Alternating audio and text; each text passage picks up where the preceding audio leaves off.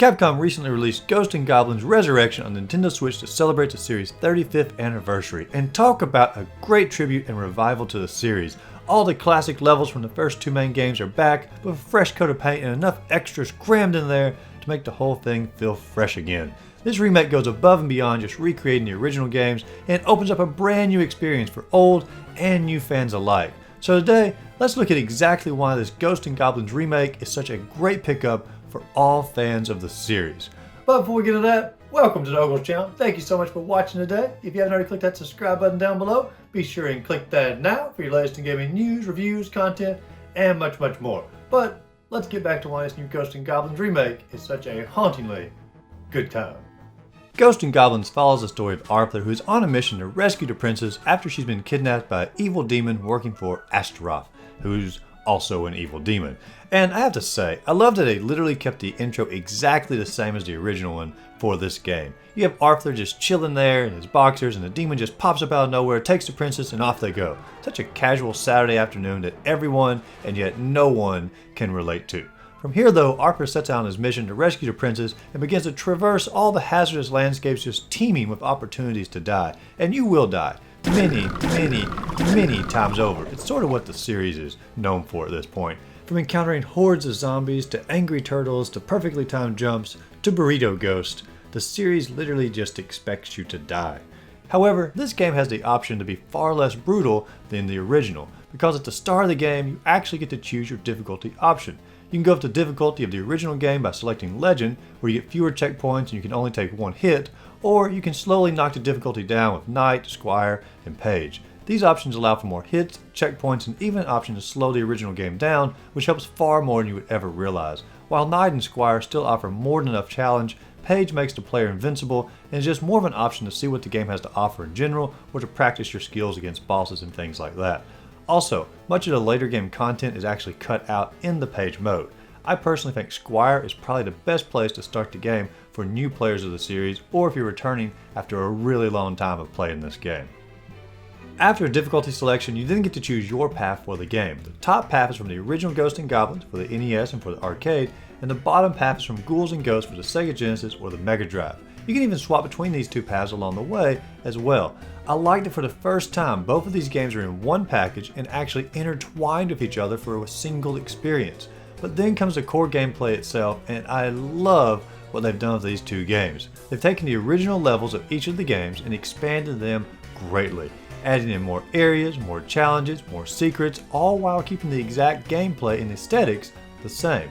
By doing this, they're giving veteran players far more than just enhanced graphics, but rather an entire new experience with the same feel and atmosphere of what they love so much already. Take the Haunted Forest for example. In the original, you just simply journey through the forest on the ground, but in this one, you actually climb through the trees as the level evolves in front of you. I loved exploring through these worlds, seeing what they had changed. And speaking of these type of changes, the boss battles are wonderful in this game. Take the dragon fight from the original. It was a mostly static experience fighting a dragon that with each hit lost part of its tail.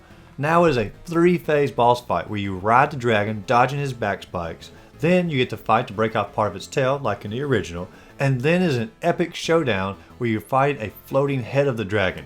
These changes are the epitome of why I love this remake. They've upgraded the core aspects of the original game to give players a completely new experience, but at the same time has the same feel, atmosphere, and difficulty of the original. It's exactly what I love to see in these type of remakes. On top of the levels and the bosses being upgraded, they've also added in upgraded controls. Arthur controls with the same jump mechanics, but now he can grab on the ledges and also fire in 4 directions instead of just simply 2.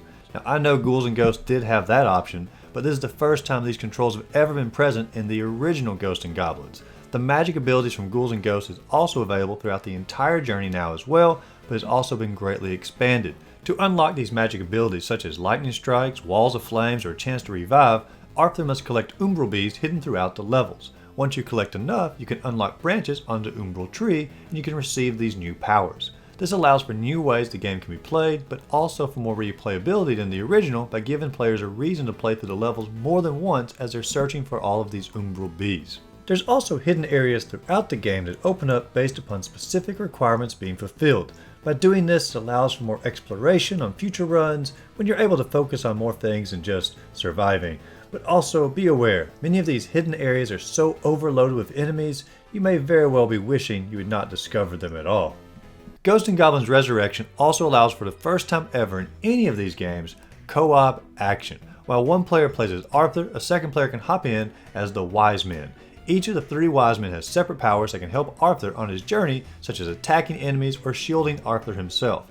This is a fun way to make the game co-op, but I do sort of wish they just simply made a secondary knight like Arthur, maybe name it Edgar or something, for player 2 to control and been a full co-op experience instead of just simply allowing player 2 to feel more like an assistant than a full-time player.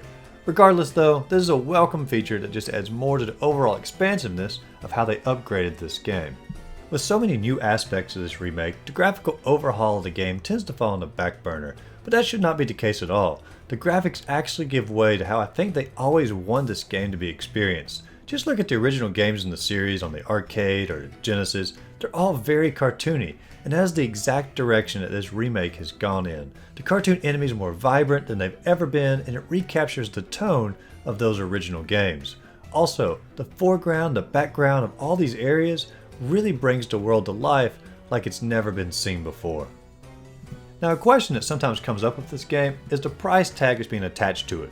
Ghost N Goblins Resurrection is being set at a $30 price tag, and some people have said that it's just simply too much to pay for a remake of a game that is currently free on the Nintendo Switch online service. And to that, I don't think these people realize how much has been changed in this remake. It is far more than just simply upgraded graphics to an NES game. First off, it is a remake of 2 games, not 1, and only one of those 2 games is free on the Switch Online. And as I stated earlier, the whole game has been overhauled, and the original areas and bosses, while maintaining similar aesthetics, are literally completely new experiences. Not to mention the addition of collectibles, co-op action, and varying play modes throughout. I feel this game hits about right at that $30 price tag. Overall, Ghost N Goblins Resurrection was far more than I ever anticipated it would be when I first heard this game was coming out. I had envisioned just upgraded graphics and that was about it. However, what I got was a completely new experience set in the same world with the same gameplay that I have loved since my childhood. If you enjoyed the original games, this game is a must-buy for you. And even if you're new to the series, I think you'll have an amazing time exploring through all these worlds for the very first time. Even if you do get very, very frustrated. So my recommendation, give the game a chance, buy the game. But if you enjoyed this review, please consider liking and subscribing to the channel, and as always, go out there, find a great game to play, just simply have a great rest of the day.